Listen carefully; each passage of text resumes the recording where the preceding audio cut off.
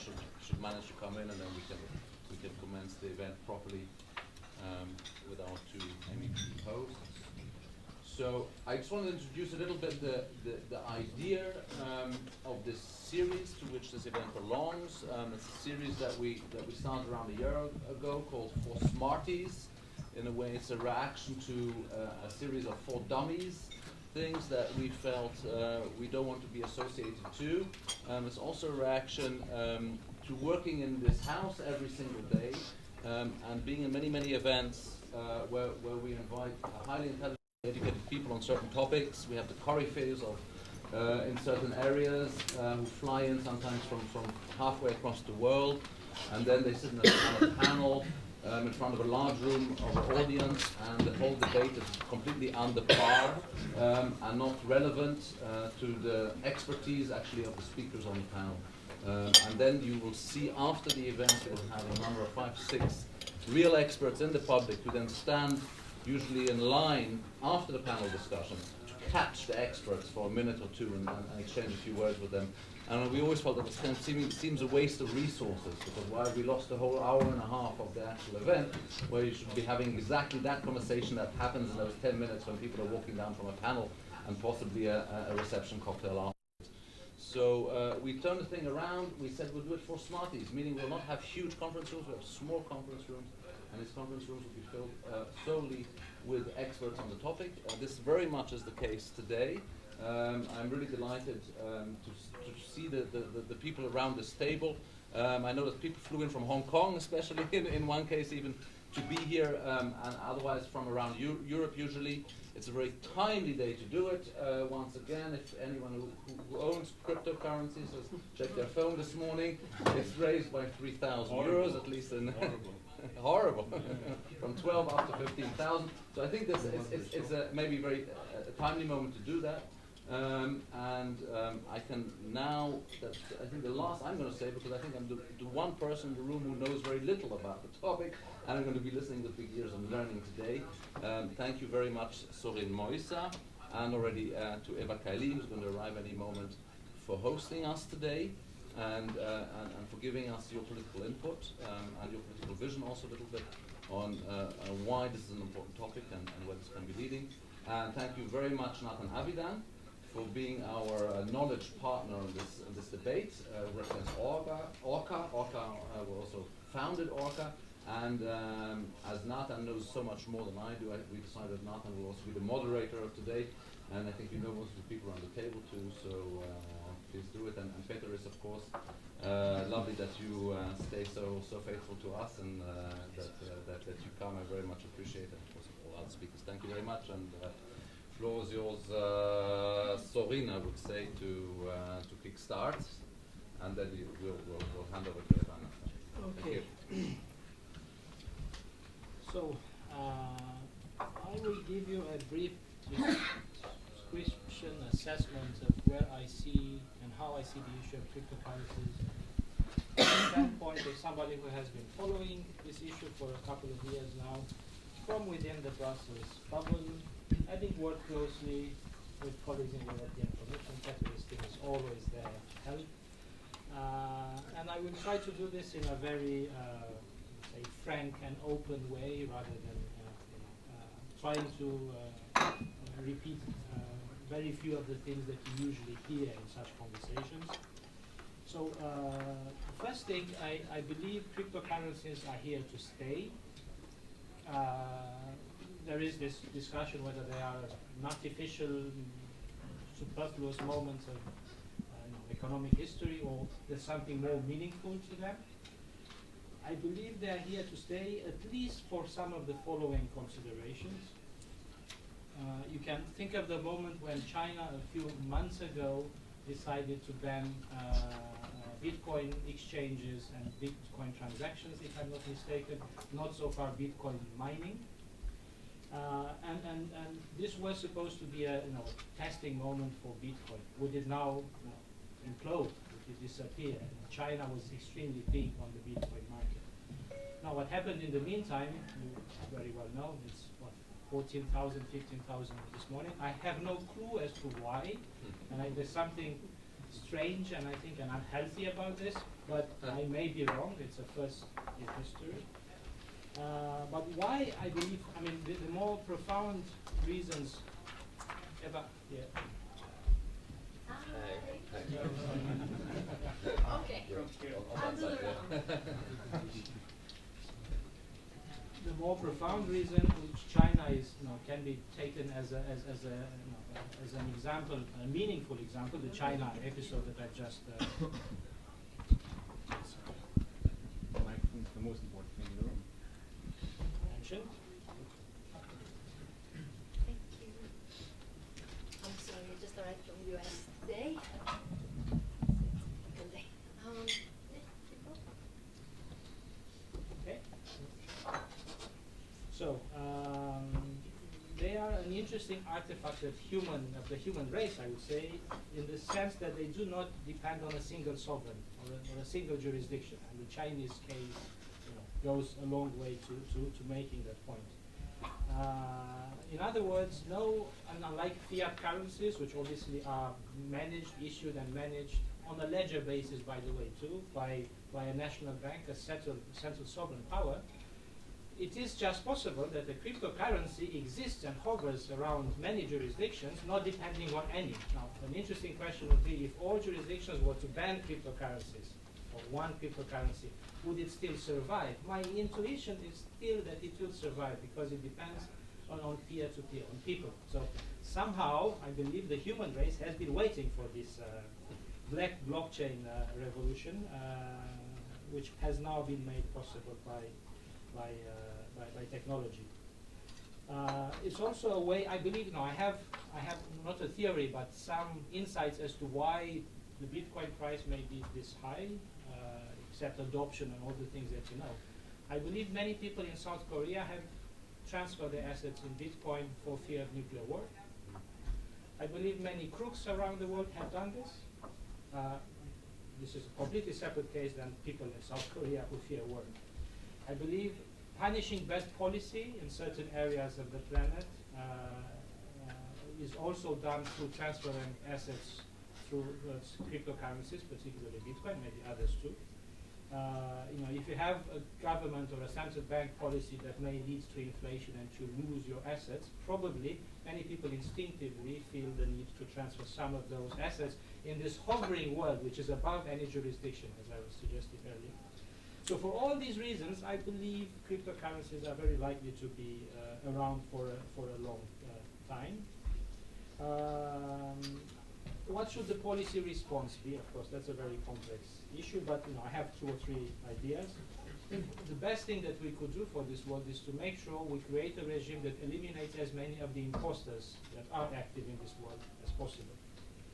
One of the first things I would do, and I will talk about it in a bit more detail in a moment, is to introduce cryptocurrencies in the anti-money laundering regime that we have in Europe and throughout most jurisdictions of the world. We have now in the Brussels bubble, in the trilogue process, a process of amending the existing money laundering directive. It is a process that is stuck, unfortunately, as it often happens in Brussels, but it is not because of cryptocurrency issues. I believe there we might have an agreement between the 3 EU institutions, and one of the ideas that has been crystallizing in my mind is maybe we should propose to the Council, and to colleagues in Parliament and then the Council and the Commission to disconnect the two, to make sure we pass the bits that adapt the existing anti-money laundering regime to the cryptocurrency issues, and then we leave the more contentious issues for a few more months until we manage to find a solution to make sure we react quickly and properly. I think regulating ICOs, at least to some extent or within reason, is also an area we should seriously consider. EMSA, the European regulator for securities, has recently, I think it was on the 30th of November, published some sort of press release explaining to companies that if what they issue through ICOs do pass the definition of securities, they should make sure that they respect the laws pertaining to securities being issued in Europe, which I think is is a good first step, but perhaps we have to do a bit more to regulate ICOs, because a lot of, there are many legitimate ICOs and fascinating, innovative projects have been funded through ICOs, but there are also funny schemes being sort of put together and money being raised through ICOs, and I think that needs to be avoided. Another thing that we could do is to come up with definitions. For instance, I still do not know when a token becomes a currency or a coin. You would say that, of course, Bitcoin is a currency, is a coin, but is Ethereum a currency too? It has this value, this gas value for smart contracts. When is a token a token? When is a token an asset? When is a token a security? When is a token a commodity? When is a token a utility? I think we need to get legal clarity on all of that. It is less clear to me the impact on monetary policy, and I hope there are people among you who can explain that to us. Is this creating new monetary mass? Is this going to destroy the way monetary policy is being run? I have no clue, and I need somebody much more sophisticated to explain to me how this should or could unfold. And there's also the issue of, again, probably it will become more and more topical with time, the issue of new streams of revenue appearing or occurring in the global economy, which may be untaxed labor. For instance, if two parties, X and Y, decide to have a contract, somebody creates, X creates something for Y, and Y pays in a cryptocurrency, and X and Y may be in different countries, this revenue stream might be invisible to the tax authorities and might be a new form of labor which can acquire a significant proportion of GDPs globally or GDP globally. And we do need to think of a regime where labor being done in this sophisticated postmodern way is also visible in terms of public policy and in terms of tax revenues. It is a legitimate purpose of government to be able to follow economic activity and create safety nets and create public policy, and for that we do need to tax. So the issue for me, the issue of taxing, money laundering, definitions, and regulation of ICOs would be, without stifling innovation, decent, light touch regulation, are the toolkit I would have in mind now. But of course I welcome views from others as to how this might be complemented. Thank you. Thank you very much. Thank you. Eva? You want me to speak now? Okay. So, I'm sorry, I lost my voice in US, but I will try to make some points because Sorin, I think he has an excellent point of view and he understands a lot, especially the ICOs, which is something quite new. I can say that many people, when I talk about ICOs, they look at me like, what is that? I mean, IPO, ISO, something else, but nobody understands. And I have to explain something that we have not defined yet, as you said. So let me just say, first of all, for me, this is the cryptocurrencies are here to stay, and for a good reason. It took place 2008 when the crisis happened. There was a solution to avoid the banks and the intermediaries. So I think it will offer what, for example, Uber is offering or Booking.com is offering. It's not destroying the hotels, but it's creating a new platform. It's becoming very powerful. So it will not kill the banks, but the intermediaries or the transaction fees, and it will create a new way of trust. Hopefully, one day it could also work as a bank, decentralized, of course. Then it would mean that we can trust it completely. But still, we have to identify and understand when decentralization cannot be manipulated by minors or by the majority, and what majority is that, and who owns the biggest share. So there are some things that we need to clarify, and as time goes by and more users are connected to these cryptocurrencies, it's becoming more safe. So what we have to do here in the European Parliament, we have the observatory, but Mr. Zilgalvis will explain better what the Commission is doing, and I think we're in very good cooperation and very positive towards the cryptocurrencies. the first time I entered an event on the blockchain and Bitcoins, they wanted to kill me. They didn't know me. I was just a politician, and for them, a politician wanted to stop it. So I start by saying we're very positive and we want this technology to stay. So what we have to do, the observatory means we will have to understand how many new definitions we have to create. Because I don't believe the ICOs can be defined with the old definitions. We have to create more, new, and also the tokens and the currencies. So the first thing we have to do is that, and let the market and the development of the technology show us the way, lead the way, because even the developers themselves, they are testing every day new technologies and new potential. What we have to do, of course, is create also some sandboxes to allow innovation to happen. I mentioned Uber because it's a very interesting example. We had a meeting like that, and the girl said, well, Uber is not following the rules, we have to ban it completely. And like, okay, so innovation has to follow the rules, like, okay, no, so this is not the case. We have to allow sandboxes so that innovation can happen and people can think out of the box. And then we have to create very smart and new rules, and very fast perhaps.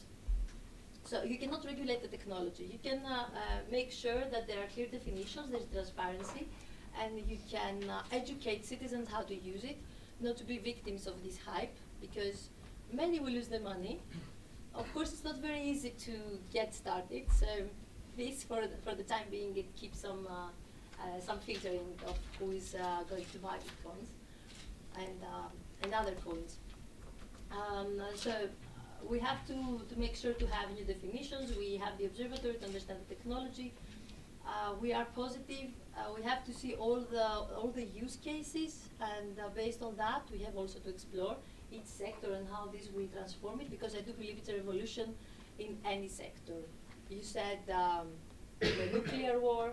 Well, some other countries in Europe, they are afraid they might lose their country from some neighbors, so they would prefer to have a land registry on blockchain. So when it's on the cloud, you know that any natural disaster cannot kill it. So this is important. For some people, it creates a new way of trust. And I think this is what politicians have to also gain. We have to give back control to the citizens of their data, of their transactions. And of course, a central bank cannot shut down anything. It's if somebody believes that it can stop it, they cannot stop it, actually. It's something that it's beyond borders. It's a global currency, we dare to say.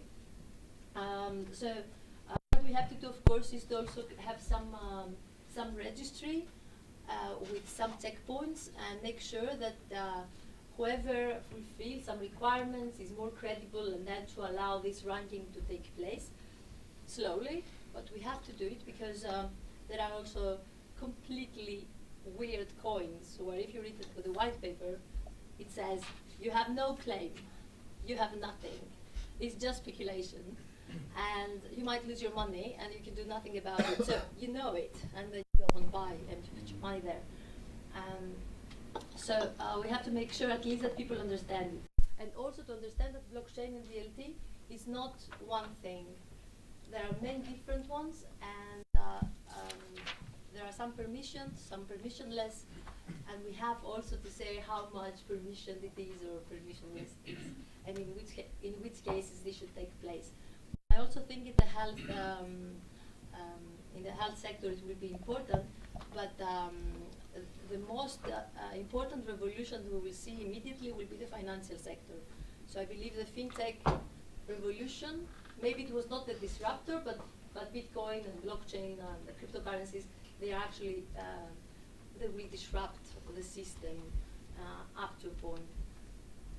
So I can make also some comments later, because I can talk forever. Sure. It's a huge, it's a huge. Thank you, Eva.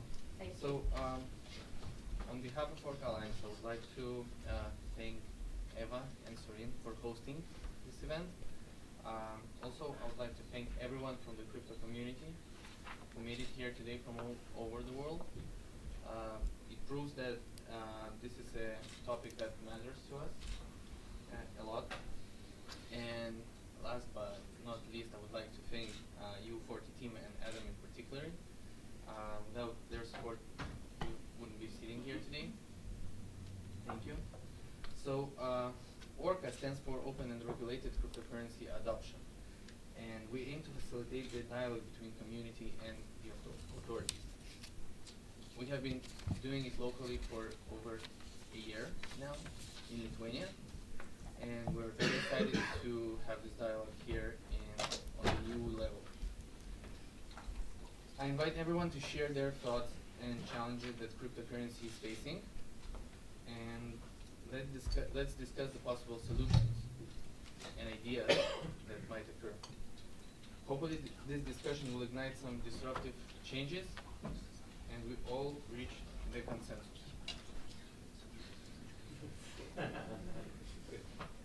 So, to start, I would like to ask Peteris Zilgalvis to introduce what they're doing in Observatory. Well, thank you very much, and I was very glad to hear Eva speak, and I'm very happy when she speaks longer, so I look forward to also her comments later and those of the other stakeholders. I mean, just a little bit to set the scene what we're going to do. The European Commission is starting from a very pro-innovation standpoint. In our analysis, you can clearly see that venture capital, other risk capital is much more present for startups and innovative enterprises in North America or, let's say, the United States than it is in Europe. We hope to address this also through new technology, innovative ways of distributing finance. So the starting point is very positive. I'll make the very boring statement that we don't say that cryptocurrencies are the same thing as blockchain. We're also looking to develop blockchain in the areas of health, logistics, other areas, but that doesn't mean that we discount or ignore the utilization of them for cryptocurrencies. Also for the ICOs, which as we also heard, may or may not be a currency in various contexts. And in this framework, I'll also then quote our colleagues at the European Central Bank who are in charge of the monetary policy that actually, they say, and I'll quote Yves Mersch, in view of the speculative market environment for virtual currencies and for other types of virtual financial assets, one should bear in mind that these are by definition virtual, they do not constitute a claim on an issuer, and they do not formally qualify as a currency. So actually from the ECB side, we're not talking about currencies. We're still in analysis, but I mean analysis shouldn't be seen as paralysis by analysis.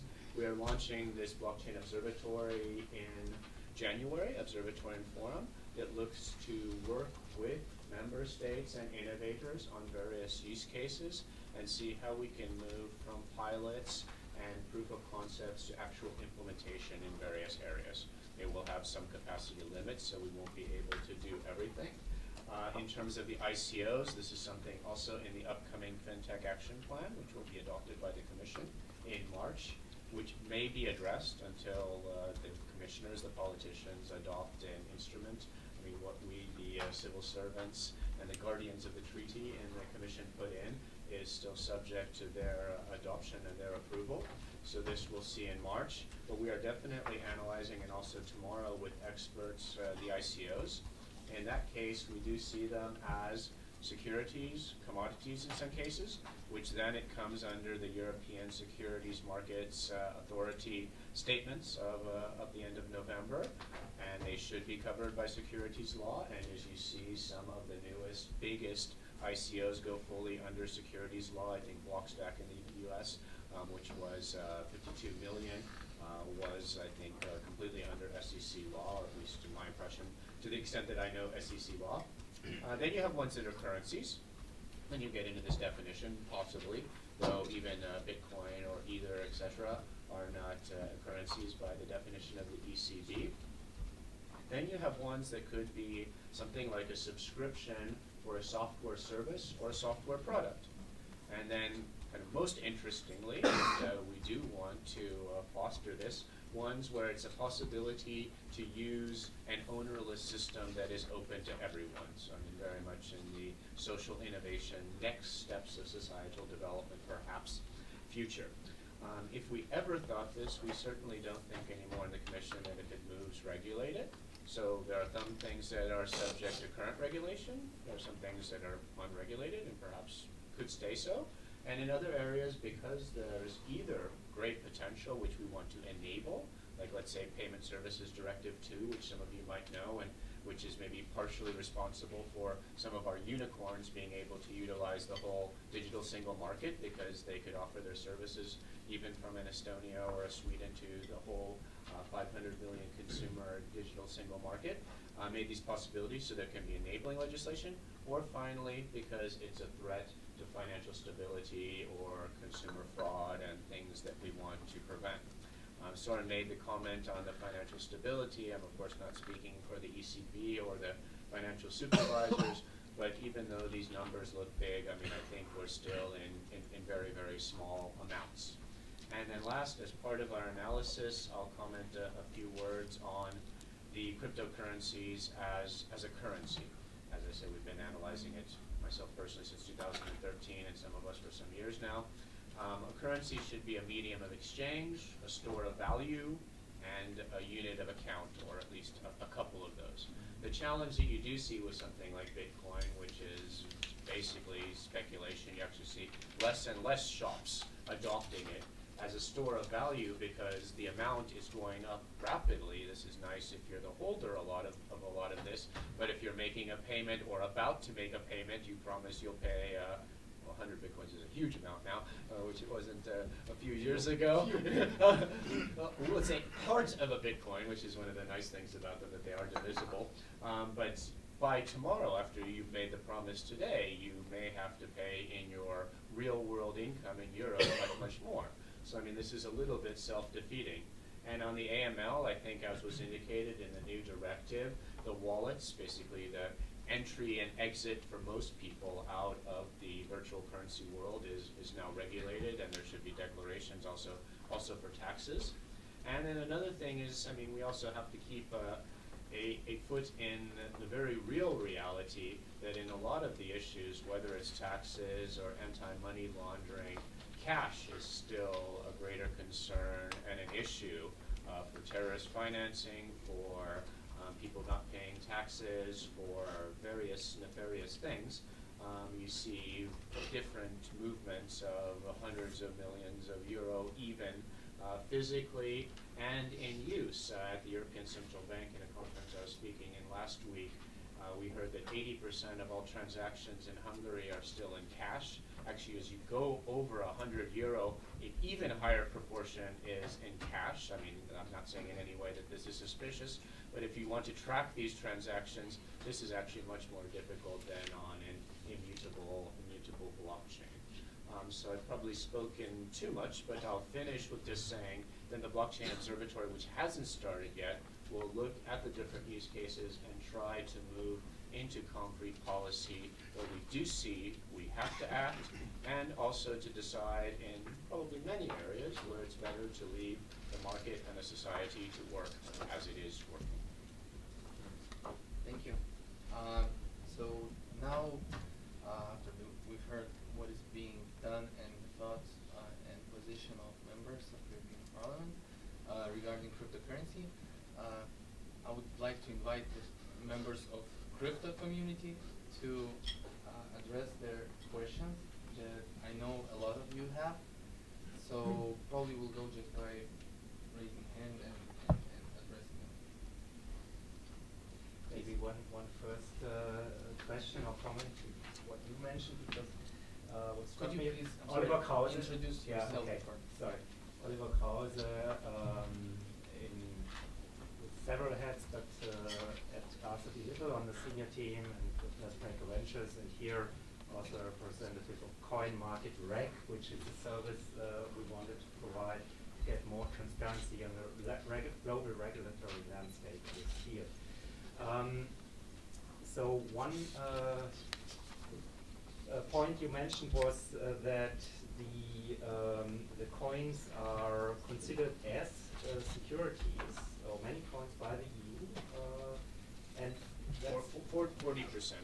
Maybe, depending on which analysis. And actually, this is in Germany, or the BaFin actually has taken a quite different approach, because they basically said all is by default a unit of account. So it would be interesting why you came up with this approach.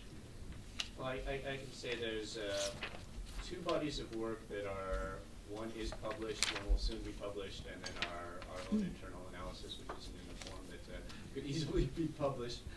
But you have the French public consultation of the Autorité Marché Financier on ICOs, the unicorn consultation. And in that, they undertake an analysis.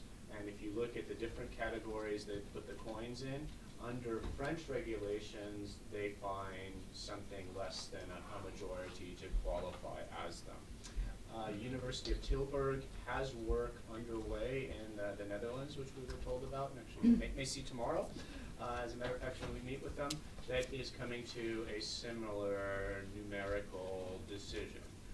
Us, in our less formal analysis, if you look at the various ones, some of them are distributed completely for free, do not give an equity stake.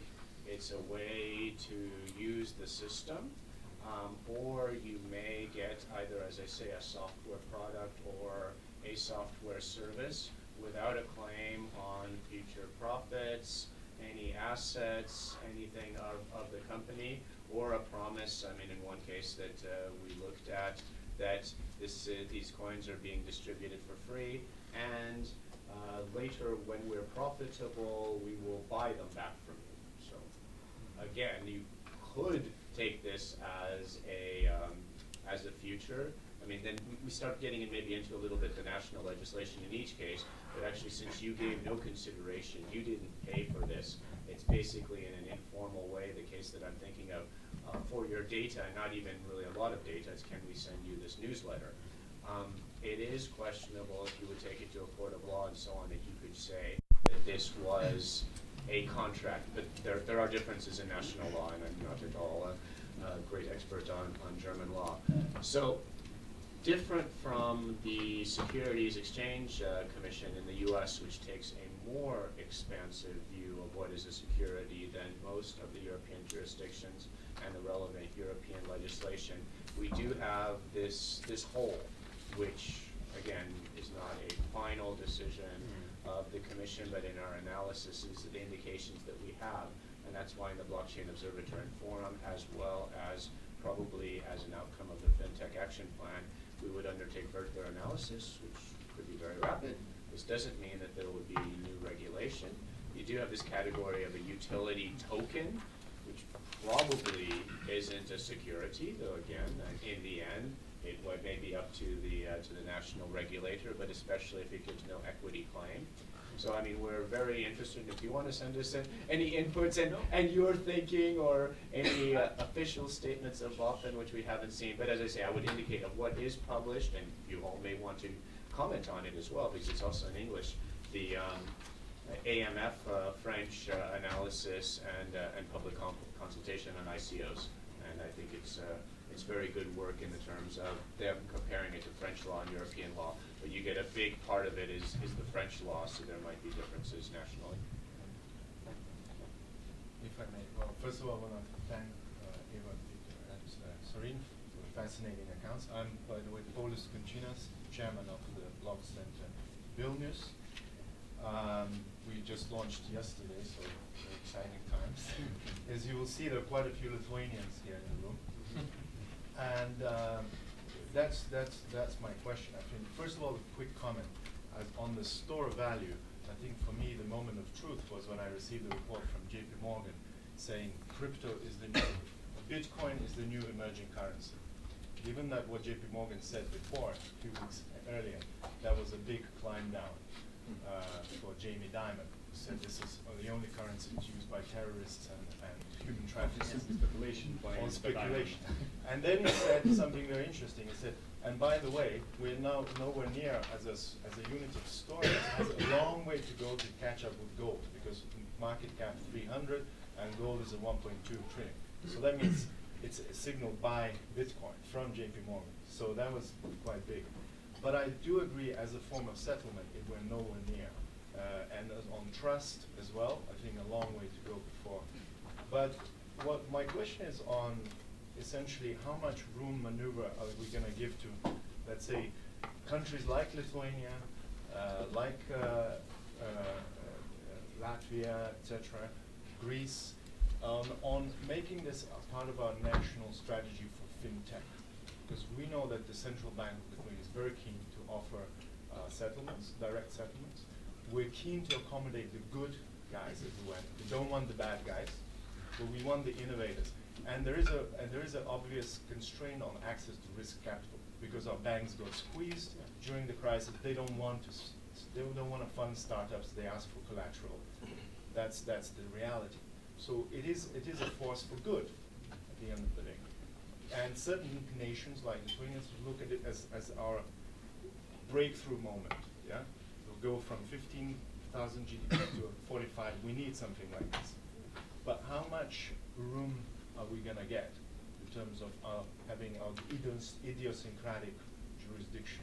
I mean, it depends. If something is covered by EU regulation, right now you can't have a derogation. So you can't say we don't apply MiFID II or we don't apply anti-money laundering. The things that by subsidiarity are covered by national legislation, national supervisors, that's how you have the Financial Conduct Authority in the UK, regulatory sandbox. You have the upcoming regulatory sandbox in Denmark. I think you have one, though I'm not sure it has already, how to say, enterprises in it. Enterprises in it, and the Dutch have one as well. So actually, we're very positive about the regulatory sandboxes and the startups to scale-ups communication, which I'm responsible for, which goes across all sectors. We said we would find an enabling framework for it. So the FinTech Action Plan will be one aspect of follow-up. We want to have this kind of regulatory experimentation where it's something that we can do. We're happy to do it, but actually surprising to a lot of people, there's not so many things that are covered and regulated by Europe. A lot is at the national level, and we're actually encouraging it at the national level, but where there is a binding specific rule across the 28 member states, let's say that there has to be consent for data protection. From that, you can't derogate, but to use the same example, data, again, to be a little bit boring, let's say it's the new oil, you can actually do very innovative things in seeing how you comply with data protection, utilizing blockchain, among other things. Thank you, Sarah. So I'm Sarah Compani, French lawyer. I am working with some large exchanges, notably Bitfinex, Tether.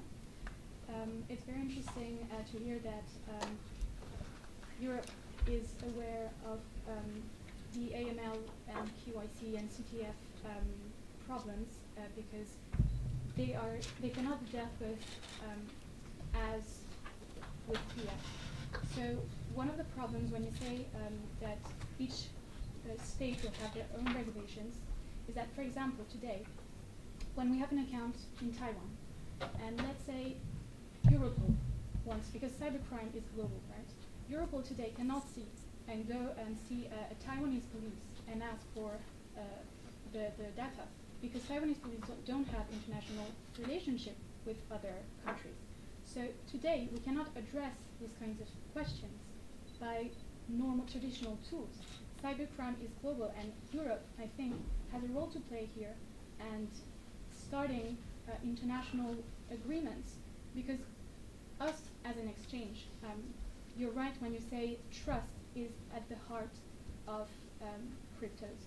And it's the same for exchanges. If the banking system went through a crisis, it's because of its opacity. And us as an exchange, we believe that public blockchain, so not permissioned blockchain. Permissioned blockchain is not auditable, it's not open source. We don't believe in this. Public blockchain is the key because people can see what's going on. And they have the power to audit the codes. And we, as an exchange, we collaborate with all law enforcement authorities. The CEO of Bitfinex, every year, they do a travel around the world, and they meet the police of each jurisdiction. Why? Because trust is what an exchange is based on. So, when, for example, we do AML CTF, we would like regulators to give us some inputs, because on the blockchain, it's not like opening a bank account. Anyone can create a wallet on the blockchain being anonymous. Anyone can have infinite amounts of wallets. Anyone can use tumblers. So we don't have the tools. I mean, we have algorithms to detect clusters and everything. But we need regulators who want to collaborate with regulators to put in place good standards and help shaping regulation in terms of AML CTF. And last point about ICOs. I agree ICOs, well, lots been talking about. It would be also good for us to discuss about token generating events. What about stable coins? What about when there is a fork? A fork is not an ICO. Is it because if it's based on a security, is the coin resulting from the coin a security as well? Or what about fork that was announced and then we created futures, chain split tokens, and then the fork didn't happen? Who is liable? All these questions need to be addressed, and we are happy to discuss with regulators because we believe in public regulation. Thank you. Now I would like to give a word to Raf Ganseman. Hi, my name is Raf Ganseman. I'm a blockchain lead with CGI, international consulting firm. And a lot of what I wanted to say has been said already, so I'll keep it very short. Except from the possibilities for societal change and new business models, we've identified four big risks in cryptocurrencies, and those four pain points, of which one hasn't been named yet, are what we think that should be taken under consideration for regulation. The first being the risk of speculative bubbles, the second, of course, being the new possibility for scamming people on a global scale, which wasn't possible before. Offering anonymity to criminal organizations, and we're talking about Monero, Zcash, the more specific ones. And then last but not least, the enormous waste of energy in a lot of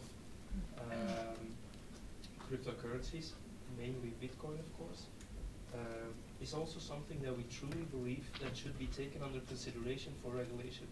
In terms of climate change, it shouldn't be taken for granted that a new system, a new technology with that much potential might be wasted by an abuse of power and energy, actually, not power.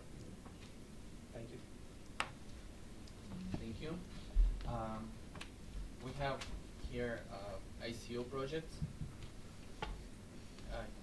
You want to say something? Yeah, like if I could just build on Lithuanian case. Actually, how many Lithuanians do we have in the room? Can we raise their hands? Just to show the power. Raise the flags. I would Sounds like cannons. I would encourage to take a big picture. If we talk, when we talk to a global crypto community, and when we hear about Europe, right, the money is in the US. Lots of interesting developments undergoing in Asia. But the talent and technological development is spearheaded by Europe. Right? This is how we're seeing globally. Now, in regulation, there are some initiatives where we also spearheading the development in crypto. That's SUP in Switzerland, so-called Crypto Valley. They are everywhere in each conference that matters globally, presenting their case, looking really good. But it's a 30,000 town, and there's a huge traffic jam right there. We can take a lead as Europe in regulating this market, right? In showing, in proposing and bringing the new solutions. The eyes are really quite a bit on Europe in this regard. We're not going to be a financial center and be financing the ICOs or blockchain technology startups generally, but we can lead in ideas, in regulation, and I'm speaking as a Member of Parliament in Lithuania. My name is Tadas Langaitis. I'm chairing High-Tech Innovation and Digital Economy Committee in the Parliament. And I will say that I'm very glad with what I see in Lithuania, with Bank of Lithuania creating a regulatory and technological sandbox with private blockchain, and really extending a hand to ICOs, even signing a letters explaining after long discussions that your token will be treated as a utility, will not be treated as a security token if you meet certain conditions. So there is a certain leadership already shown in Lithuania. And I think that's one of the reasons why majority in the room are from Lithuania today. But as a European Union, we can take a lead, I'm sure. But we have to show this type of leadership, I think. We have to find solutions, explain actually, well, what makes a token a utility token? What can hold it true as a utility token? Then it becomes a security token. We have to start giving guidelines, and we have to start showing the leadership, I believe, in this market. And there is a good case for it. Actually, there's a good time. Adding a bit on what Eva said, it's already really easy to join the Bitcoin fever. You can buy a Bitcoin and Ether, by the way, ETF on Nasdaq today in Stockholm, and that is very easy to do. The futures are coming to the market on next Monday, and the more futures coming on the next Monday after that. The institutions are joining in, and it's going to be a frenzy. But more importantly, lots of retail has access already today to Bitcoin and Ether, and that's what we have to tell ourselves, and sort of not kind of hiding behind the technological complexities yet. No, this is it. Anybody, your grandmother can buy Bitcoin or Ether today. So let's show the leadership and let's find solutions for how to regulate this market. Thank you.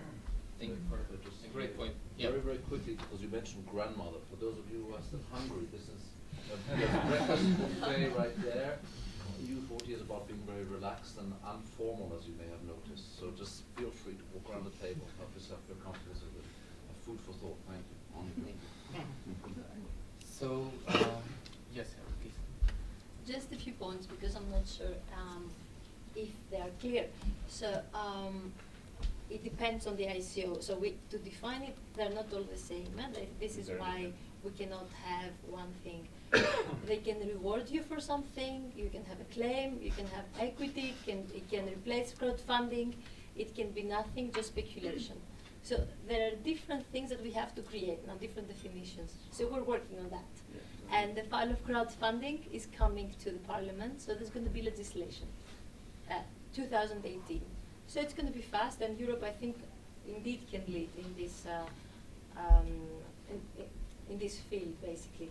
About the energy, so I have some. Sorry, I have my notes are not in order, but the energy side of Bitcoin. They're working on the Lightning Network now to reduce that. So I think the technology will find a solution. I'm not worried about that. Somebody asked me if they will consume all the energy of the world, or if it's the CIA behind everything. So I don't have an answer to that, just by everything, for everything there is a conspiracy theory or an immature technology that will mature sooner or later. So it's an open, it's algorithms, it's mathematics, people can understand that it cannot be controlled. It's the way you use it that can be manipulated, but not technology. It's neutral. And this is also our approach.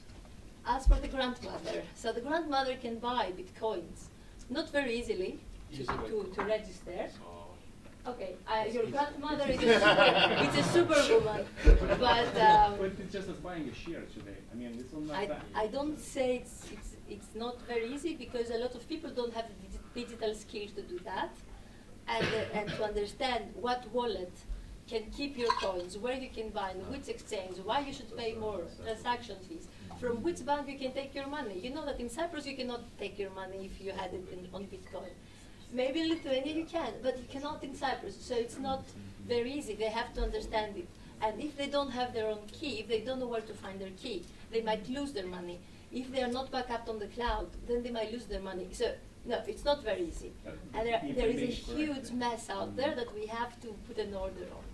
ETFs are traded on Nasdaq in Stockholm today. ETF is an exchange-traded fund. That is, you buy a fund unit, which is just like buying a share. You just open an account with a brokerage company, you buy a share like ETF today, and you get exposure to Bitcoin. It's as easy. A grandmother would definitely do that very easily. So that's what I mean. Okay. Now you lost me, but anyway, I understand. It's easy. You can have a wallet on your phone. It's not very easy for a grandmother to use her phone, even to Skype. No. You have to teach her. I'm saying that even for a young person that can download a wallet, you have to explain to them that they might lose their money. And this is what we're saying. We don't disagree on the easy access. I'm saying it's amazing, it's a great technology, we can exchange everything in seconds. This is what it offers. But we have to educate citizens, we have to protect them to understand the technology before it's massively used for any transactions. And because we also mentioned that it's a medium of exchange, but now it's becoming just a store of value. When more stores will start accepting Bitcoins or Ethereum to offer you pizza or a coffee, then it becomes more of a currency. For the time being, it's just we're testing actually the technology. But I think we're getting there. There are already some places that are accepting Bitcoins. There are universities that are getting their fees in Bitcoins. And some artwork can be bought with Bitcoins or Ethereum. In Latvia, you can buy a house in Bitcoin. One house. Not always Okay. to moderate. So Latvia and Lithuania are very I far have a ahead. gentleman next to me. Yeah. I have a small example for you. It's very easy. Last week I sold my wife's car. It's a RAV4 for 2 Bitcoins. How much I have today? Good job. It was sold for 10,000 euros per Bitcoin, so 20,000 euros. Today I have 30. And if you tomorrow you have a Bitcoin crash, you have how much? Tomorrow I will have 35. You must We see. can It's have a deal on it that. doesn't make sense. It's volatile. We will Yeah. see. Yeah. I This- think this it is one will of go up because there is potential and people just start to know it. So it's going to go up. Yeah, and if we're talking about wallets and grandmas, today there will be announcement, I think at 2 o'clock at the India time. One of the virtual banks, Revolut, announcing possibilities to buy Bitcoins, Litecoins, and Ethereum publicly in 3 clicks. Which is So it's just for your grandmas. So it's already exists. So Just- what's next? The regulations, or maybe just pushing them a little bit down to announce what there is some kind of problems, they can lose everything? Yes, I think it's a must. Yeah. just for It's a trans. big problem. I'm sorry. We'll address the gentleman and then we'll get back to you. No, I mean, when you directly want to respond, please. I was just going to say, just for transparency, and as I say, in a pro-innovation spirit, I mean, you do see the Bitcoin futures about to be offered in the U.S. now, but the Commodities Futures Trading Commission just said today, emerging cryptocurrency markets are largely unregulated and have limited statutory authority, so they're making warnings again, which for transparency we should keep on the table. And interestingly for me, Billy Ledon-Virta, who is a professor at the University of Oxford, and is actually one of the people who has been in Bitcoin since about 2009 or 2010, today published a very skeptical blog post on Bitcoin not being a currency, and unless it becomes one, it could be worthless. So I mean, there are also in the very tech community certain opinions that should be taken into account. Thank you. If I might add this, I fully agree to what you said, Eva. I think we still have an early technology now, even in blockchain and in some other crypto projects like IOTA, which is using a different approach, which is not even a blockchain, and a different consensus mechanism to address, for example, scalability and energy consumption problems. Yeah? It's even earlier technology, and I spoke to Dominic Schiener and his team, and I speak also regularly with Bitcoin team. So what we will see is certainly an evolution here, and the danger is certainly that this speculative hype basically overshadows basically the real use cases we need to establish basically a functioning economy around it. Yeah? And currently, for example, the function of Bitcoin doesn't really work as a currency for transactions. It has, and we are talking about price and not about transaction volume actually. Yeah, Yes. that's transaction volume is not so much in the public, but price speculation is in the public. So it's an El Dorado for traders right now, and it's even unregulated, and that's why. And the hedge fund managers and traders, they know how to manipulate the market. And even in that, that's the real danger. Thank you. Leonardo. Hi, I'm Leonardo Gamal. I'm a founder of the Swiss Foundation. We work also with the Swiss Federal Institute of Technology. I myself graduated from the Swiss Federal Institute of Technology. Leonardo, I'm sorry to speak yeah, up a so little bit. We're being web streamed also, just for yeah, the world to hear you. So we're also having an ICO soon on an e-voting system on the blockchain. But my people have been researching on the blockchain for many years now, and they didn't know they can even issue a token. So I think it's really interesting to separate the cryptocurrency world and the blockchain world, having regulation also protecting blockchain people, because even if they go and they ask for money, for public money, for private money as a Federal Institute of Technology, sometimes they have to hide, they have to say distributed ledger and not blockchain, because people are afraid. They're like, oh, it's a speculation bubble, maybe you're going to issue cryptocurrency with this. And I think it's very also interesting to protect the research, and I'm having an ICO myself. So, but also on the other, like the permission and the permissionless debate. In our case, in the case of banks, of course, the permissionless might be needed. But for e-voting systems, we don't want to have everybody having like a right on that blockchain.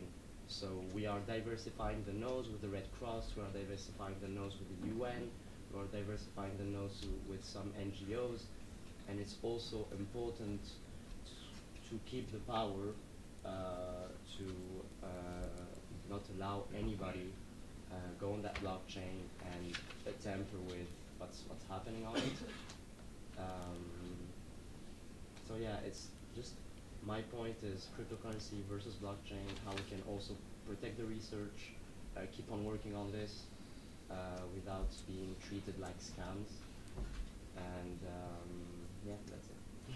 Thank you, Leonardo. Actually, there are a lot of, ICOs going on, and we have a couple of them in our room. Maybe you would like to address the challenges you are facing right now, jurisdictions, with taxes, with banks, there is a lot. Yes. Hi. Thank you. I'm Tom de Broek. I'm a blockchain solution architect for Settlement. We're a Belgian company. We're an established company. We already did an ICO. We have also a huge project ongoing for the Islamic Development Bank, for the research arm of that. We build different currencies actually for different purposes. So our vision is that actually the purposes should be regulated and not the currencies. You can use and abuse a currency for a token or a utility token in different contexts. So actually we create different currencies there for different purposes. And I think, for example, social purpose should not be taxed. And then business B2B, of course, is another class. Our own token is the data token. It's used in a smart city context, which is also a booming concept. In this context also, so we should not have one single data tax on the data utility token, let's say. It all depends on the purpose. It allows true citizen engagement. So if the citizen is selling his own created data to the government for whatever purpose, I don't think that should be taxed, for example. There should be some social engagement into this. I hear a lot of, sorry, I have to react also to your voting context. For example, I think voting token, voting should be public. We have mathematical ways of consolidating these kind of chains, but The we have software different. is open source. Okay. It's publicly verifiable, but I don't want China to tamper with Hong Kong elections someday, or I don't want Spain and Catalonia to, I don't know, interact in some weird way. But everything actually, is we can have both. You know that, huh? We don't have to debate if it's one or the other. You can have Yeah, we can different have- yeah, voting for national voting. We can have a different is a great voting point, between yes. us. We can have permission for the banks inside the banking system between them. We can have permissionless for the citizens. So it's not a contradiction. Huh? We can have everything. Yes. So actually, the point I wanted to make is that, well, first of all, thank you a lot for the efforts. We were involved in this space, and we really need you guys to be on board. And I suppose this is the start of some long follow-up with a few of you. You can count on us to give you all our experience. We were, I think, 5 to 6 years involved in this space, what we call it the space. We're building a new world. I think you all are part of, I see you guys as architects of that new world. Well, one other point I really have to make from ideological perspective is the fact that I hear talk about virtual currency. I think we all need to push, actually we have to wipe this world out. There's nothing virtual about cryptocurrency. It is actually, because of the technical aspects and because of mathematical evidence, it is truly, well, there's nothing virtual around this. It's just a fact, so just wipe out the word virtual currency. This is cryptocurrency, it's nothing virtual, it's true value. So, yeah, crypto. Crypto is also a bad word. No. It's a digital currency. Yeah, Okay. digital currency, but nothing virtual around that, so. Digital currencies are often seen as the fiat currencies, which are done digitally. Again, we get into the definitions. You can have But this is a different good digital question. currencies, but it's digital. It's like email. Email is not virtual, it says something. It's an information, it has content. And if the euros are through the banks and you Then don't it's have- digital. You can print bitcoins and you have it Yeah. on fiat, so it doesn't make sense. It's digital currencies actually, so I Yep. would say. This is with one thing. different versions. It's one of the easy. This is one issue Yeah. we're having Just with to- council. just to- ECB has a small team that they're working Yeah. on their own definitions. Yeah, the So definition now- is very important. By the way, if I just very quickly pick up that remark, I've just, for your information, I was in touch with the European Central Bank to be present here, and they originally wanted to be present here also, because I think there would be a very interesting element to this discussion, because a lot of the discussion seems to be going around the factor, and even me as a layman can already tell that, is that, will everyone says it's here to stay, so I've heard that sentence a few times, but under what flagship will it be here to stay? And I think that at the end of the day, it will need it. So it always fascinates me that when something very new comes together with something very old school. You need to make a phone call to someone to retweet. You have your iPad that you're still writing by hand. Yeah. And so the human nature seems to has that element also psychologically. So the European Central Bank will at some point have to play an important role, seemingly to me.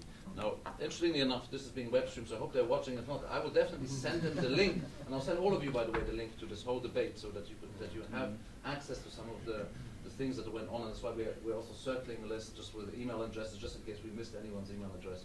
So I do hope that with this small meeting here, we're already making one push towards an institution which at the very end politically decided not to be at this table. They don't like it. Just a very small point, and I mean, I'm not at all bound to which definition we use, but there is a distinction that we do have to make between a currency that's digital and it's backed like a fiat currency by either the ECB or by Switzerland or someone, and then this is what for the ECB, I was moderating a panel of theirs last week, they say that's a digital currency. And then the crypto ones are the ones that are basically based on cryptography. There is no one standing behind it. So that's a distinction, whatever words you choose to signify that we should have. Ones that are backed by the sovereign or some other big association, or ones that are not. And then what guarantees the ones that are not, which in the crypto case, it's the Bitcoin, the blockchain, and algorithms. Thank you. Tadas? It's a popular discussion in the United States of where to put the like Bitcoin, Ether, and other altcoins, right? Is it currency? Is it a commodity? Under whose supervision it should be therefore, right? I think the discussion between is the SEC or CFTC for commodities regulation, or is it the financial level regulators? There are multiple, more than 5 of them are in the United States. And they have very, very different reactions. Most of them are just holding their positions, not showing anything yet. But the conclusion, I think, or sort of like kind of consensus for today in the United States is heading towards it's a new asset class. It is a new asset class, and we have to find new definitions for it, and we have to find new regulation for it. And the people are calling louder and louder, calling for a new agency to regulate it as well.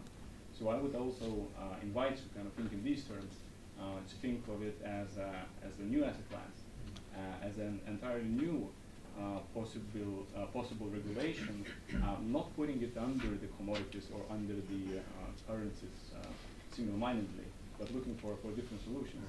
I think in crowdfunding regulation, this is where we are ahead of time, and Lithuania as well has some crowdfunding regulation. We have new additions to the law in process for secondary marketing, crowdfunding, etc. And this is great, but let's think about the so-called, let's say, well, cryptocurrency, digital currencies that we're following today, the Bitcoin Ether and the others, as a new asset class. Thank you. Delaney, So I have studied physics and informatics, so I'm not coming from I'm more for the research. It's very interesting. I am very clear for this virtual money, but I see 2 points, Bitcoins and blockchain. And blockchain, you have some very anonymous customer, and if my question is, what for data you must have for a customer in a blockchain to be able and to be allowed to do a financial transaction? Because I'm not happy to have only your email address there, and I don't know who is behind that, you know.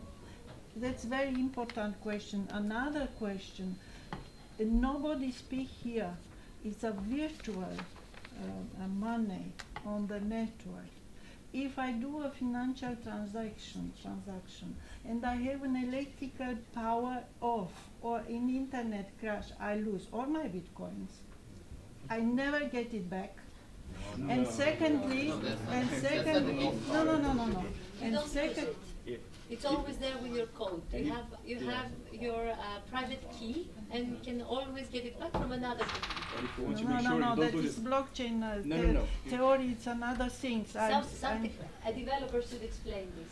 The most secure way today to keep your bitcoins is in a hard disk or USB in a safe box, not online, offline. Yes. Yeah. But okay, I don't know this in detail. Perhaps you are right.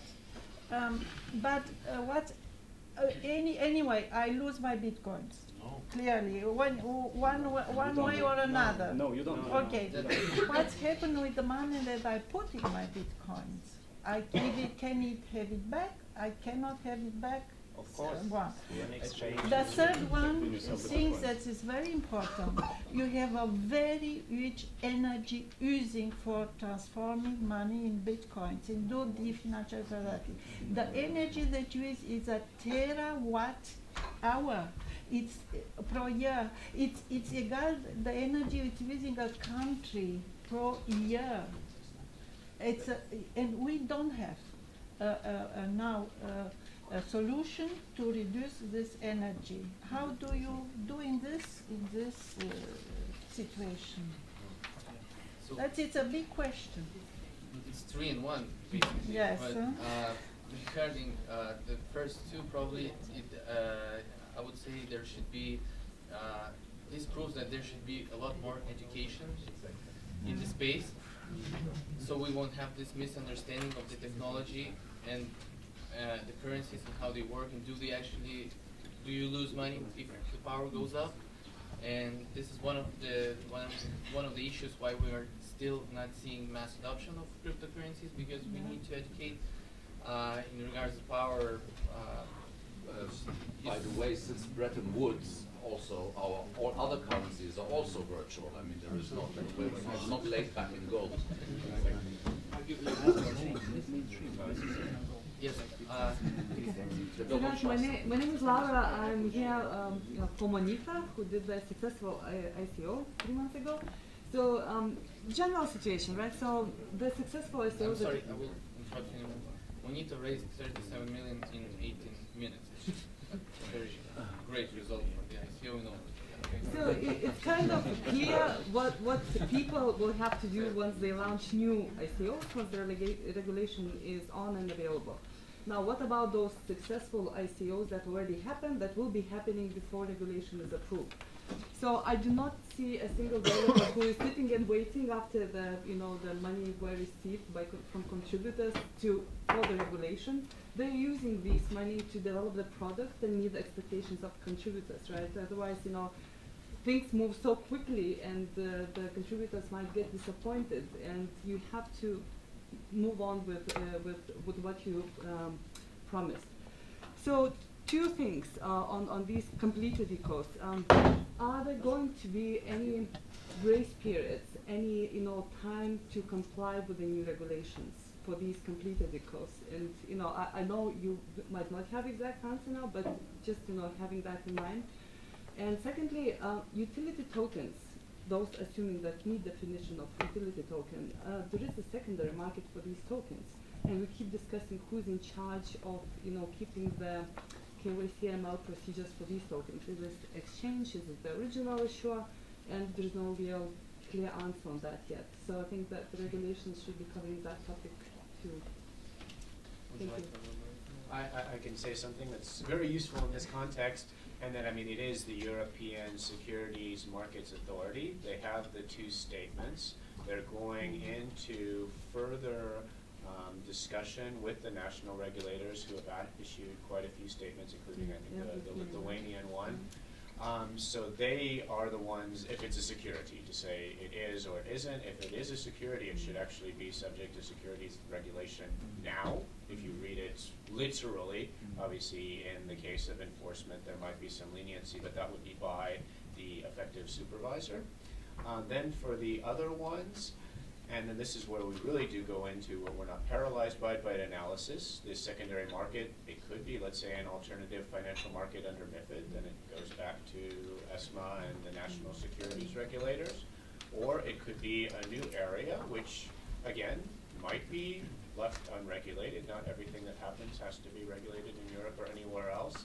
Or it could require, let's say, some kind of consumer protection, some kind of transparency requirements. You see things, initiatives, I mentioned again the public consultation by the AMF in France, which has a self-regulatory option of the three options that they propose, or a pre-market authorization, which again differs a little bit from the classical securities regulation. So there are things that can be done like this, often within national law, because it is considered not to be under MiFID or other relevant securities regulation. And even rapidly, something could be done at the European level, but then there has to be evidence that either we need to do it to enable the market, or we need to do it because of some great problem. If not, in either case, again, it's probably better to let the market and society to develop things. And then there's another part of the analysis that if it is a subscription for a consumer product, is this covered, let's say, by contracts for digital content, like a Netflix subscription, which is also theoretically possible, and some more thought has to go into that, actually, which we're doing tomorrow, among other times. Yes, please, Mark. Thank you. My name is Martin Liberts. I'm representing Debitum Network, actually an ICO that will happen in some 5 hours. So in that context, let me touch 2 points. I think one point that we didn't really touch here is a social inclusion. Actually, when we talk about adoption and mass adoption of blockchain and crypto, I think that the social inclusion is that thing that plays really big role. That's the reason why it's so popular in Asia, in parts of Asia where people are not bankable, or where businesses are not bankable. So actually, their only way out to transfer assets is something like crypto, right? And I also think, well, like going to many events, I think that's the reason why there are less developed countries and younger people more involved into the space, because kind of they see kind of possibility to get there and to be there. And on the other side, I think the social inclusion, and when we talk about ICOs, token generation events actually, it's how you call it. I think that's a fantastic thing actually, where people can put a little bit of money into something that they believe will grow in huge value.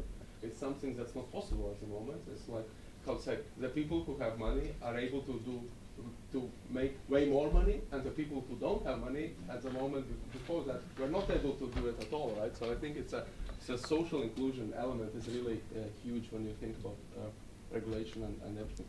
But out of that, I think what is needed, and that's needed, I think that the most important. When we talk about ICOs and crowd sale, token generation, KYC and AML procedure and standard has to be there as soon as possible. And we have talked with many banks. I think it's not so, actually the biggest problem there is how to exchange your crypto contributions into fiat currencies, right? And then when you talk to various banks, they actually don't know what are the KYC, AML criteria. And they provide you some list and they're like, okay, maybe when you will actually do the transaction from exchange, maybe we'll still block it because we kind of don't know it yet. And I think that's really something that really needs to be there to understand how to do it. And I think that better another thing is I think is some minor, at least some high-level regulation for ICOs in general, because the better ones I think currently are self-regulating, openly speaking. They are taking extra consultants, extra audits, saying that they will audit, will have governance, will do different things. But it's very hard to still separate between high quality or decent ICOs, like they are positive in their mind, and with fraudulent basically ICOs. And the problem I think there is, if we don't do that distinction or some regulation fast, the mindset or the perception will be if the token or the coin drops, it was a scam. But that's not true, right? There are actually even Monetha, like Monetha's token is dropping, even though they're doing a really good job, right? And it's not really correlated at all. So it has to be that education thing. It has to be explained that there is no actual correlation in reality between token value and how that project is doing, and that is it like true or fraud, and that's very important, I think. When we do. Thank you. Just get back to the gentleman there in the corner. Yes, hello. I'm Raf Ganseman. I'm the moderator of Bitcoin Belgium. And last week I went to the CoinDesk crypto investment event in Wall Street. And there they said an interesting thing. It was about private coins like Monero and Zcash. And they said if banks want to use money, that they said it's important that the capital of their clients needs to be private. But of course with Monero everything is very private, so I would like to know what your opinion is about those coins. Because with Monero you don't know who the sender is, you don't see the transaction, you don't see the receiver. But then, the banks say it's important because not everybody needs to know how much the capital is of their client. So I would like to know if what the view of the European Union is about those coins. I mean, from our side, though, I'm not the AML, KYC, CTF guy, to use all the acronyms, the anti-money laundering. And in fact, today, the Financial Conduct Authority is having their big international anti-money laundering and fintech conference in London, where I was invited to speak, but I came here. So kind of all I also had to meet my commissioner yesterday. But the gurus of anti-money laundering from our side are there. But basically, for any transaction over the various amounts, which I can't say off the top of my head, which differ a little bit for different kinds of transactions, have to be identified. So this is what is in the new anti-money laundering. And most of all, when it goes inside and outside of the economy, and then outside of the, into the fiat currencies, into the what you could call real economy. That's a little bit of another debate. And then, but I think this is another area where, again, in a pro-innovation spirit, and I think as Martin, from our common country, was saying, I was just speaking in Latvia last week, and the Latvian Association of Commercial Banks was pushing for a cross-border trial of blockchain for KYC. So again, a thing that's not crypto, but among other things, can enable crypto that is governed correctly, and other transactions utilizing blockchain having more efficiency. Then the anonymity question is one that it's better to really take up with the anti-money laundering colleagues, whether there are any derogations in certain cases. Mostly there are not. You have to be identified to the authorities. Yeah, it was just a word about what Mr. Liberts said. There are many people trying something on this crypto space, and when a business fails, it doesn't mean that it's a scam. Sometimes you can have someone trying his best, doing a whole good business plan, and this is why regulations are needed before and not after. If the regulator says, you know, this guy went well, he's doing his best, he has an escrow account, the ICO ratings are good, the team is legit, and the business fails. And so it's a business. It's a business. And this has to be done quick also to protect everybody, to be sure that And yes, you haven't spoken. I totally agree about the fact that businesses need to self-govern themselves, especially in the crypto area. I'm also a quality member from the very successful ICO, raised 16 million with full QAC. So it means the community wants it, and they need it, and they do support proper governance.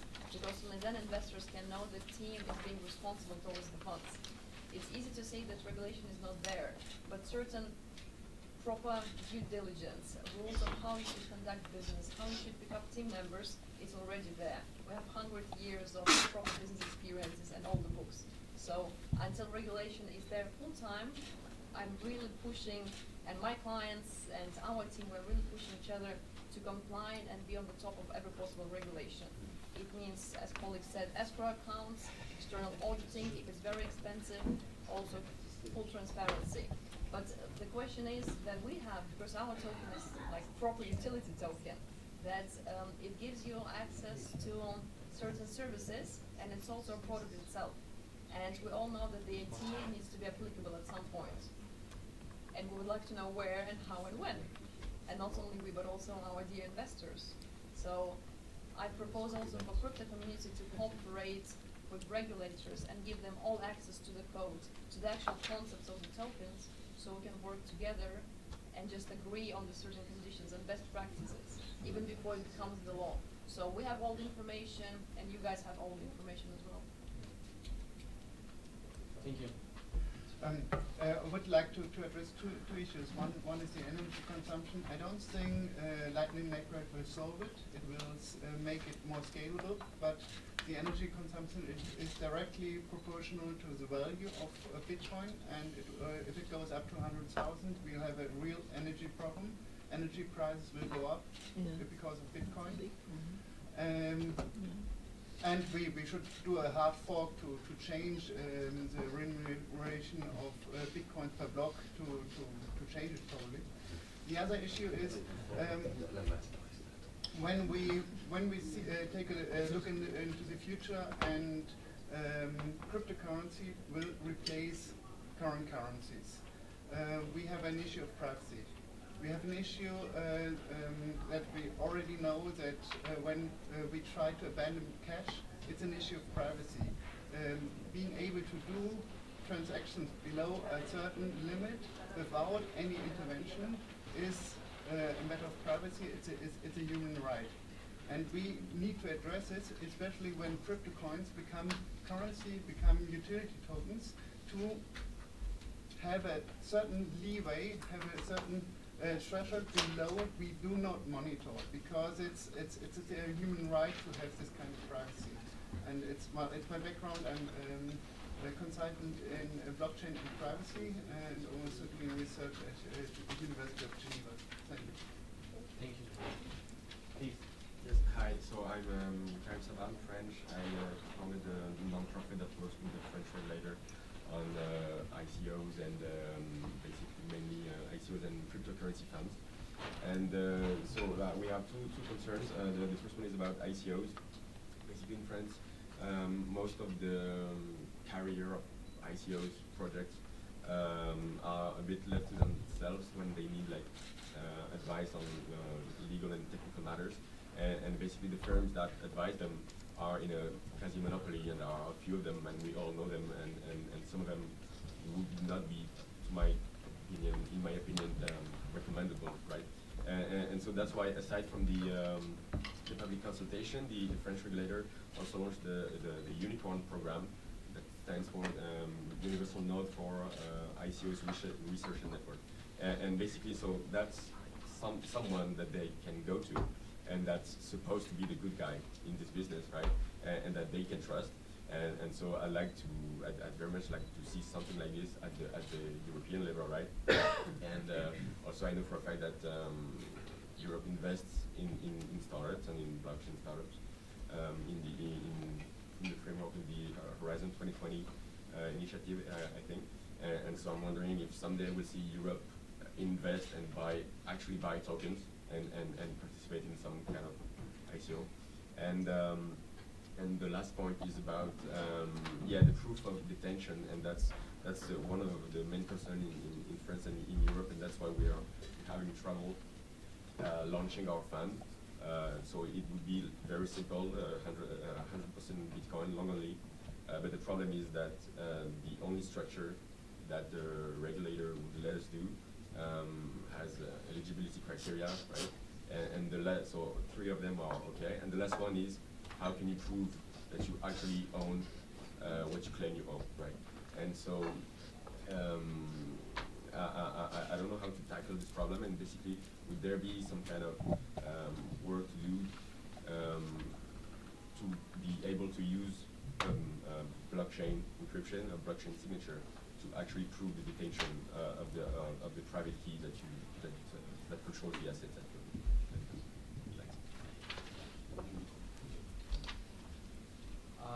So, with that being said, I don't know if I can make a yeah, I was about to ask if someone can answer this. A short response to start with a relevant advertisement. On the 19th of December, we're doing a blockchain information day of all the upcoming calls for research proposals on blockchain. It's probably somewhere towards 100 million euro, the exact amount. I'm not sure if we calculated it all together. So a lot of calls coming up, a lot of blockchain opportunities. If you're a blockchain researcher or enterprise, 19th of December, it'll be happening here in Brussels. I think we may have live streaming, but you can find this on my Twitter account and so on. So that's a little bit what we're doing blockchain. There's also a study open now on the feasibility and opportunity of a European public blockchain infrastructure. And this idea goes a little bit with the comments on Bitcoin. If we want to do things on value-added tax reporting, on reg tech, on things on e-government, we're probably not going to do this with a virtual chain on top of Bitcoin or with Dust transactions on Bitcoin. It might be good to have something with a node network of member states, but this is just being explored. As far as talking to us, I mean, I'm here and we always try to be open for the stakeholders, but especially for people from outside of Brussels, it's actually not so much that we regulate at the European level and that we're covering. A lot, especially in this space, is national regulators. But what will be coming up is, again, the European Securities Markets Authority in Paris is doing more, and they actually directly do supervise 4 areas, which I think are credit rating agencies, 2 other things, and then actually what may be relevant for this area, prospectuses in the future. So I mean, there is something there on the European level to talk to us broadly defined, but then it's mostly with the national regulator, and then we try to set a policy as much as possible so not to have divergences in Europe and to have a more digital single market. So this is what the, gist of the FinTech Action Plan will be in March, how to bring it together for more regulatory harmonization and certain European actions. I think also like to say one thing and then I'll give you No, the you closing close. word. No, sorry? You should close. I should close, that you know. Yeah, I wouldn't like to do it close. Just to say that I heard, I don't remember who said it, people want to make money and we should allow them. For me, this technology is not to make money. It's to create trust. It's to remove friction, barriers, to make a more fair system. It's not to make money. So the ICOs are not to make money. They are money to invest in a new idea, and they should be used to improve through this idea our society, the financial sector, business, health, different ideas. So the ICOs have nothing to do with fintech. Usually, they have to do with health, voting, different ICOs. You can have ICOs for robots, for artificial intelligence, anything. So let's make clear that we don't talk about this Hive making money or not, and if we should allow things to happen with no taxation because people want to make more money. This is not the case, and I will agree with you saying that we have to self-regulate a bit until the regulation comes, so that it will not surprise anybody that thinks this is a field of, I don't know, huge speculation, and it can harm the technology. Because already now some people are scared when they hear about that. They don't understand it very well, and it sounds a bit aggressive. So our job is to be fast. I think we are fast in Europe, faster maybe than other countries. And as a union, it's not very easy, but we're trying to move, and we're working well together with the Commission. And you heard Peteris saying that there are already things out there. There is an award for social good. So if you have an idea that will bring something back to the society, there is an award that will take place for 1 more year until 2019. So you have time to explore options. And of course, we allow funding to take place in blockchain through the Juncker plan, FC. We have cybersecurity. We allow to get money to provide solutions based on blockchain. So it's becoming a word that the developers understand and the solution that they will use. As a technology that people don't need to know it. You don't need to know what HTTP is to use the internet. You just have to know that you can trust it. And one last thing, because you said about losing money and bitcoins. One case is there, if you lose your private keys, and if they are not backed up on the cloud, there are some applications that they don't back up. So you have to make sure that you have the right one. If you have the right one, you cannot lose it. It's like the bank. If you make a transaction and you lose your money, you go to the bank and they will figure it out. It's the same. You go to the exchange or you go to your wallet and you will find what happened. But they are not lost. Unless you lose your keys. If you lose your keys. But you shouldn't. You shouldn't lose your keys. If you lose your keys, it's like you lost your wallet. If somebody got it, they got it. They stole your money. So there is a danger. If you lose your wallet here and somebody gets the money, you cannot find him. This is the same thing. And let me say that thank you all. We're working on the resolution now from the European Parliament. We'll be working also on the crowdfunding report that is coming, as I said. So we're going to work on the ICOs. We need your experience. I already got a lot of ideas. And for example, I know some people, they have KYC for over 10,000 euros of transactions. So this is also a good idea because also the banks are over 10,000. They are like they're tracking the transactions and try to understand what's happening. We should put some limits there. But I think we have to allow innovation to happen. So we will not scare anybody. There will be time sandboxes, of course. There are national decisions that we cannot stop, although this is a global technology. So it's like, I think, shipping. You can move the company to another country. You don't like the one under regulation. But I think there will be many solutions, and people, because they want trust and credibility, they will prefer a minimum regulation at least. So the countries that will offer this trust. And I hope that the technology will mature enough and we can have more events, because today it was just cryptocurrencies, but all the sectors will be affected. Energy sector, this is a big discussion. It can also save energy if you use it to peer-to-peer exchange energy, health and many other stuff. Legal contracts, smart contracts, shipping contracts. Thank you, Adam, very much. We have to do a follow-up. We're doing workshops where we take people from this field and we'll try to understand. And I think Peteris and you and myself and Sorin, we're going to write next time to the central bank together and see if we can persuade them to come. I think there's a good chance, and they were very close this time, so I do think it's a question of time. I would just like to mention one person actually who hasn't been mentioned, hasn't been thanked yet with all the friendly thank yous. To my mind, there are three people in this parliament, three members of the European Parliament who deal with blockchain in a wider sense and we've really gotten an expertise. I'm very proud that all 3 of these people are members of EU40 also, and 2 of them are also a member of the board. Each of them has their own kind of expertise. Sorin, for example, is more interested, I would say, in liquid democracy and voting and these kind of things. So this is, I think, it could be a possible follow-up, completely away from the topic that we talked about today. And there's someone where cryptocurrency is very close to his heart, and is actually Antanas Guga.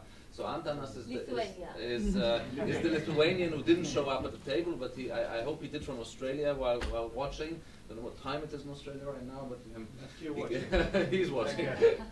So Tony is the guy who discovered Natan Avidan and who talked to me about ORCA and had the idea to initiate this event. And thank you, Eva, very much that with 2 weeks' notice, I came into your office. I was sure you would say no, but you said no. Let's do it for sure. So this is amazing and nice. So I would like to follow it up. I feel that I didn't promise too much when I said for Smarties. I found it's amazingly informative. If you want to talk to Antanas Guga, by the way, he has 2 wonderful representatives here at the table. It's Migle and Ringa, just both on the same time. So do please talk to them. They're Tony's voice here in the Parliament so often. And otherwise, I'm really, really looking forward for all of you being in touch with us. I can already, without giving anything specific, there is a general plan to create somewhat of a think tank around the topic of blockchain, and then to allow all these different elements that I've already mentioned and more to flow into that. And of course, this think tank will only be able to live with expertise like we've had around the table today. So if you are interested in the creation of such an NGO here in Brussels, and I'm sure also with the political support of some of the people at this table, then do please be in touch. Write to us, write to EU40. You'll find the web stream, by the way, on EU40 webpage, so EU40.eu, and there you also find our contacts. So I think this is really a debate that we would like to continue with all of you. Thank you. In regards of debate and continuation of it, ORCA is launching a work group. We call it a buzz probably group because we have different teams in regards of cryptocurrency we want to touch to.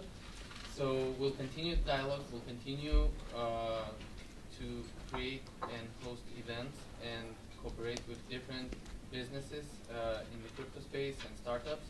So we invite all of you to join our work group, and we'll keep you updated, and we'll share the thoughts, and we'll create new ideas, and we'll move this industry forward together. Thank you.